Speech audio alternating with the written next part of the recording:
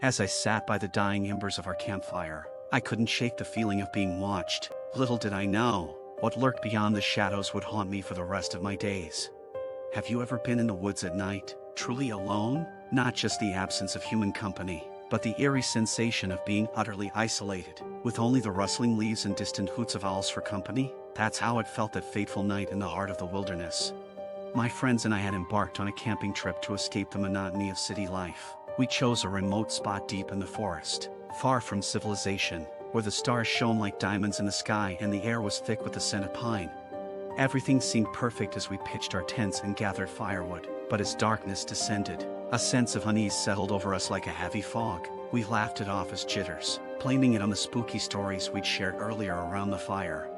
But then, as the flames dwindled and shadows danced around us, I noticed something odd. A figure, tall and indistinct, standing just beyond the glow of our campfire.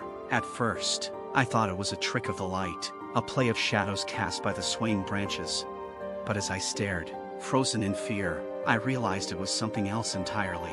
It was watching us, its eyes gleaming with a malevolent light that sent shivers down my spine. I tried to alert my friends, but when I looked away for just a moment, the figure vanished into the darkness. We tried to brush it off, convincing ourselves it was just our imagination running wild. But as the night wore on, strange things began to happen. Whispering voices echoed through the trees, calling out to us in languages long forgotten. The wind whispered secrets, secrets too terrible to comprehend.